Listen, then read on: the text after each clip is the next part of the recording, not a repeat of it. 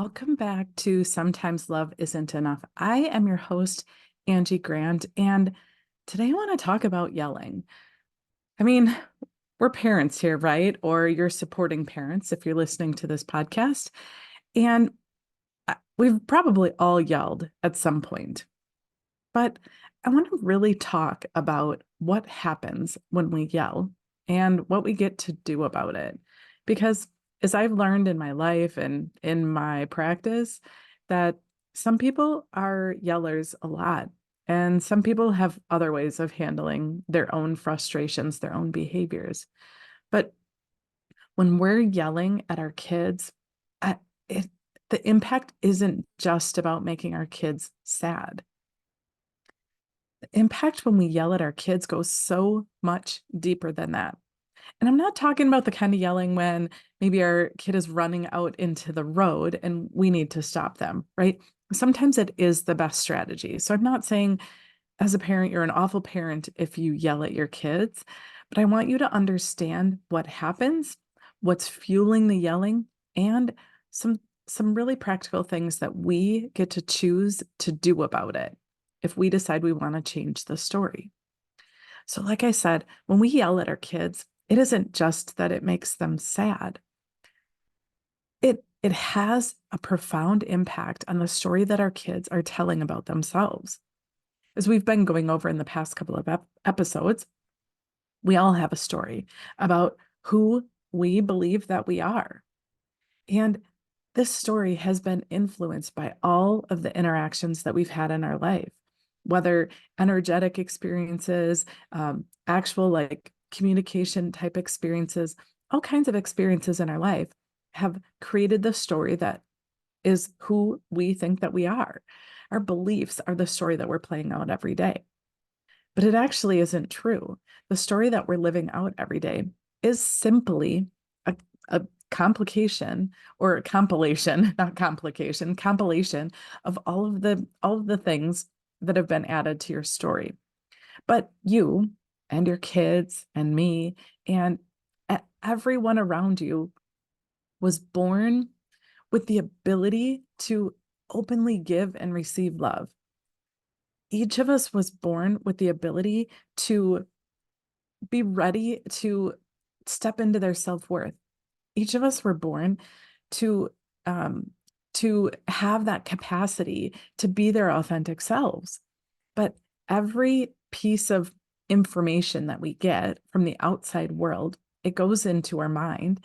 And when those things happen enough, or when they're emotionally charged, then we take that bit of information and we file it away as a belief about who we are, which creates the story that you and your kids are living out every single day. So when we yell at our kids, something happens to that story. We file that away and we create these strongly held beliefs. So if we yell at our kids that you're not a good listener, you're not listening to me, well, then that becomes a truth for that kiddo. It becomes a truth that they hold on to as a strongly held belief about who they are. And part of their story becomes, I'm not a good listener. What do you think happens when that's the story that our kids are telling about who and how they are? If they hold this strongly held belief that I'm not a good listener, or I'm being naughty, or um, uh, so many other things that you might yell at your kids. What do you think happens when that's the belief that our kids hold about who they are? I remember hearing decades ago when I first started working in the special education realm, I would hear that our kids need 10 positive statements for every one negative. And this is the reason why.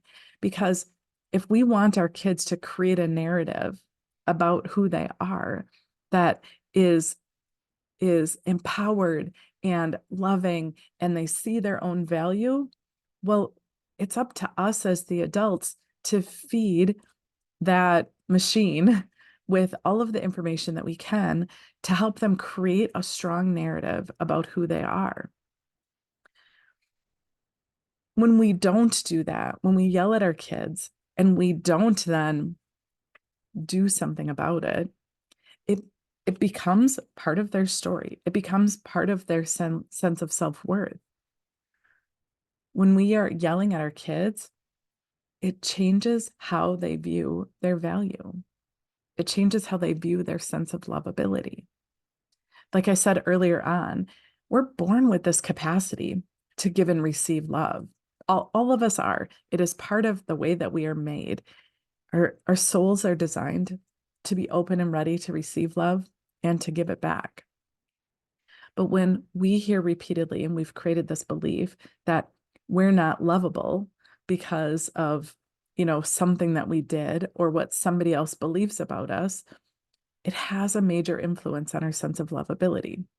This is why I focus on the 9 resiliency keys in my coaching practice, because all of us have gotten feedback over our lifetime from well-meaning people, from not so well-meaning people, but all of us have gotten feedback in our life that it's not safe or okay to be who we are, or that we question our lovability, or we place our value tied to something that we do or something we create or something we produce, instead of tying our value to who we are.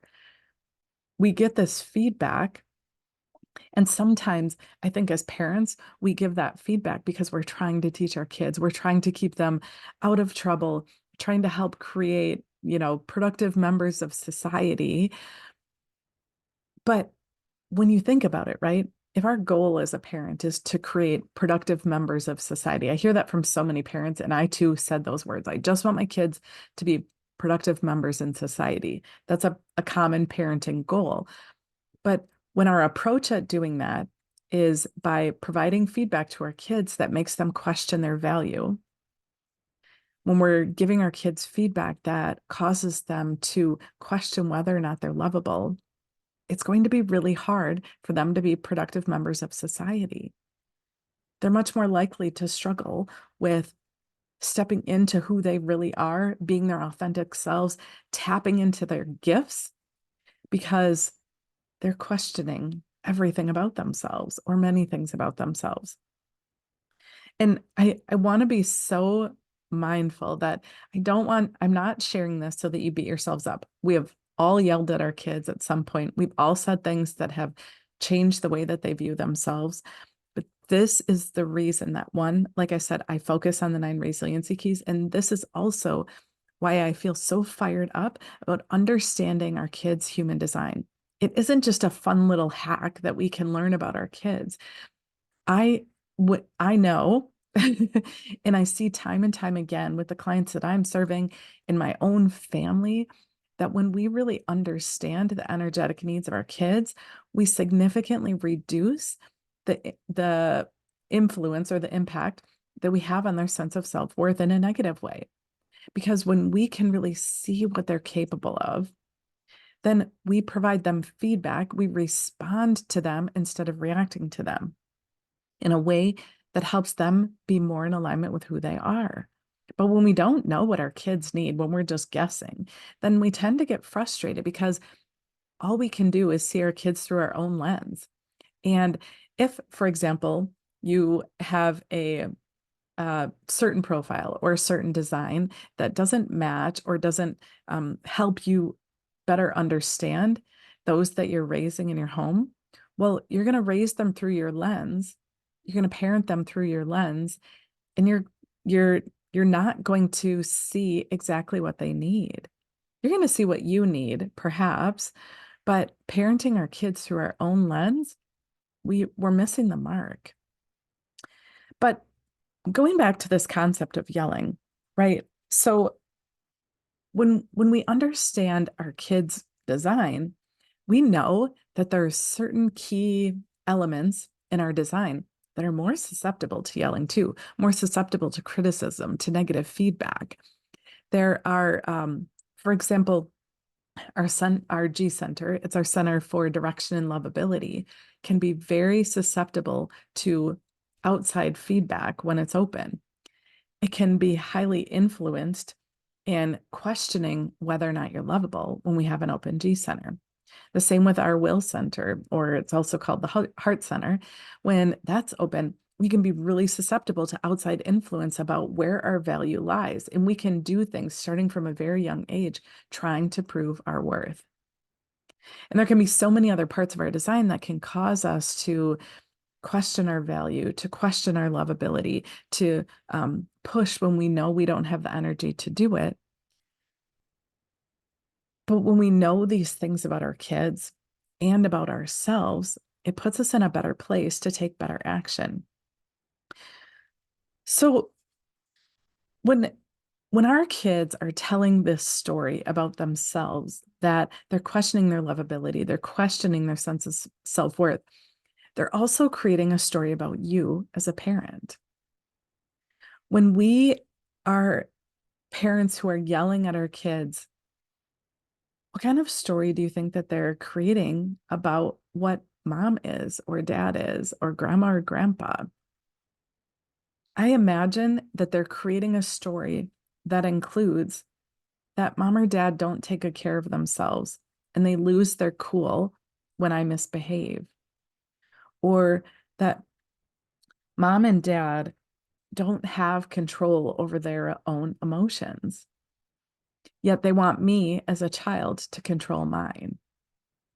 It can create this disconnect with our kids where they're expected to not lose their cool, but mom and dad do, which can be so incredibly confusing for our kids.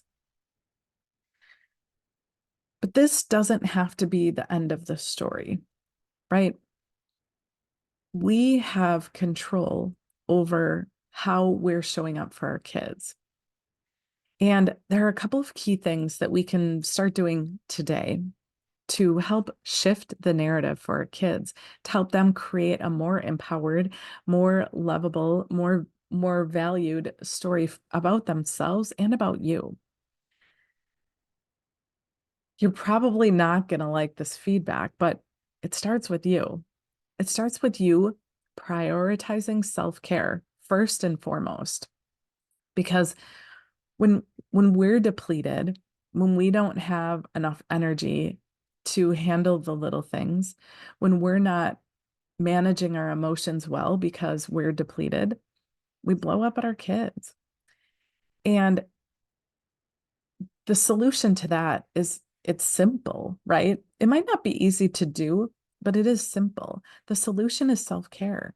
It's about making sure that your cup is overflowing so that when your kids do something that doesn't match your expectations, when your kids do something that they've done for the 100th time today, that you are in a place where you can pause and respond instead of reacting to your kids. When you prioritize and engage in regular self-care, you have this ability to slow down time, which gives you space to show up the way that you want to for your kids. Because when I think about what our kids need when they're, I would say, quote, misbehaving, right? Because it's such a subjective term. We all have such different expectations about how our kids should behave, what they should or shouldn't be doing. And it's our expectations that drives us nuts. It's not our kids, actually. We think it's our kids, but what's actually causing our distress, our frustration, it's always our expectations. But when we're in the moment, we don't think about that. We just think, they're not listening to me. How I've said this for the 9,000th time today, or I'll hear oftentimes like, I've tried gentle parenting. It doesn't work with my kids. Or I've tried to be calm and patient. It doesn't work with my kids. Well, I assure you that when our kids learn through our behaviors, through our reactions, yeah, it doesn't work, right? If you're calm, calm, calm, and then you lose your cool, well, yeah, of course our kids are going to go for that because they get that engagement, they get that connection. Even if it doesn't feel the greatest to them, it's still connection. So we must go first and engage in some daily self-care practices. And I would say that many of the like knowing what direction to take with self-care, a lot of that is outlined in your human design. Our design tells us So many key insights about what we need to take care of ourselves. Me, for example, as a generator, but I also have a 2-5 profile. There are two really key things that I must do to take care of my energy, to keep myself in a good space. As a generator, I have to be doing work that I love. I must. And so if I'm not loving what I'm doing at work during the day, I have to have projects outside of work that I love to do. This podcast is one of them. I love sharing insights with you to help you shift the way that you respond to your kids. Because, quite frankly, a few years ago, 10 years ago, when I was in the midst of all of the behaviors, I didn't have this. I didn't have that one thing that shifted things for me. I just kept repeating the cycle, repeating the cycle, repeating the cycle. And the cycle wasn't just repeating in my home. I was snowballing, right? So I was repeating the cycle, but I was picking up all this negative energy all the while. So every time the cycle repeated, a little bit more negative energy was added to it until it was this unmanageable, huge ball of negative energy and reactivity on my end. I don't want that for you. I don't want that for any parent, which is why I love sharing this with you. But as a generator, to maintain my energy, I can't go to work and then just veg on the couch. It's not for me. I must burn off my energy. And also, as a 2-5 profile, both lines of my profile need retreat. So I go out and do things like doing my job, doing this podcast, serving my clients, offering workshops. Those are things that really fuel my energy. But then to protect my energy, I must create time where I'm alone, where I can integrate what I've learned as I've gone out and interacted with others. I must honor my need for time to be alone. And when I don't do that, I become reactive. When I have too much, I don't know, interaction with other people where I don't have that space on my own, I become reactive. It's a guarantee because that's how my energy is designed. So your design too can show you what you need, right? So that's about me. I was talking with a client the other day, and she has a 4th line profile. She needs to connect with other people in order to replenish her energy. To me, the connecting with other people, that's not what does it for me. It's actually the retreat time that does it for me. But she needs that connection. And when she's not connecting with other people, she's burned out and then she's reactive in her most important relationships. It's it's so it's so interesting to me how very unique we are and that there is no cookie cutter strategy for any of us.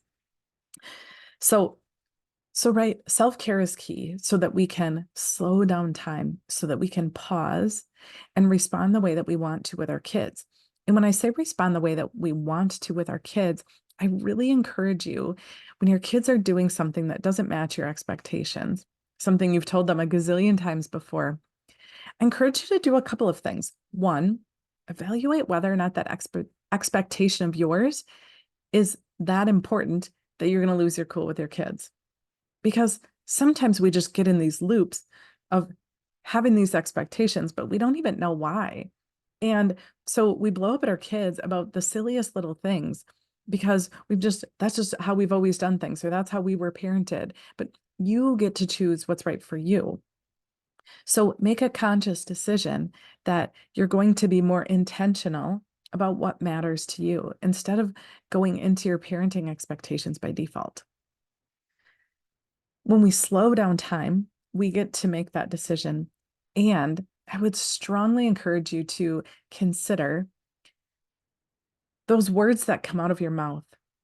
Are they helping to fulfill one of the 9 resiliency keys with your kids?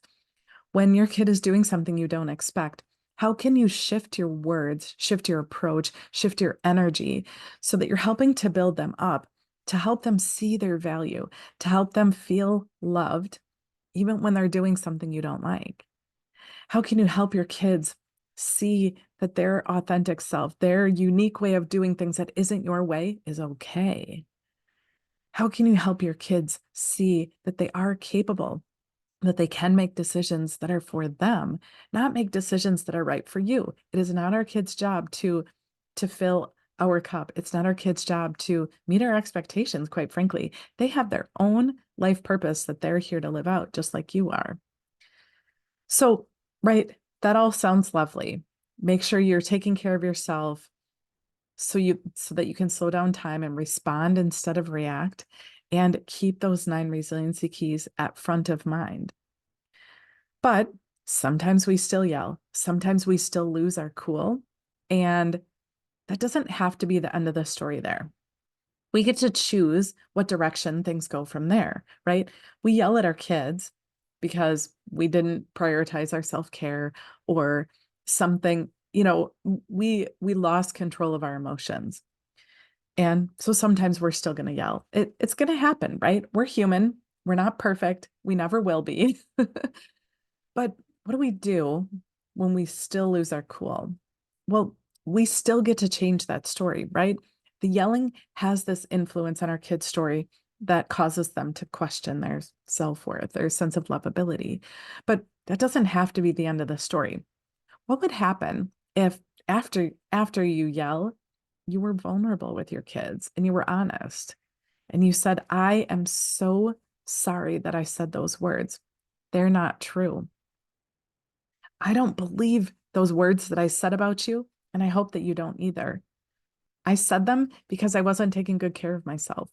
I said them because I was being reactive about something that I can see that you needed help with, or I can see that maybe you too were struggling, and I'm so sorry that I reacted the way that I did." But that can't be the end of the story, right? We can't just apologize and then 5 minutes later or 2 days later, react to them again and then apologize and yell and apologize and yell. That can't be the story, because then we're not really being honest with our kids or ourselves. The cycle has to shift. We have to break that pattern. So that apology has to then be followed up with a plan of self-care about how you're going to do things differently next time. Create a visual strategy for yourself to remind yourself about responding, or about those 9 resiliency keys, or build a routine every day where you are prioritizing your self-care. So I know that this was another one, a bit of tough love, but I've been feeling so fired up lately about how we're raising our kids. We see so much evidence around us that our kids are really struggling, and so are we as parents. This parenting job is tough, but it doesn't have to be. I want to continue to share tools with you so that you feel more empowered when your kids are misbehaving, when your kids are doing things that cause you to be frustrated, right? I don't want you feeling frustrated. I don't want you beating yourself up, because that doesn't help either. I want you to see where you've been and acknowledge that, you know what, I reacted because that's part of my story. That I've created this story about myself that I lose my cool when my kids are misbehaving. You get to change that story too. It doesn't have to keep being your story. You can create a new story that, you know what, I'm a parent who sees my kids' needs, and I have the ability to help build their resilience.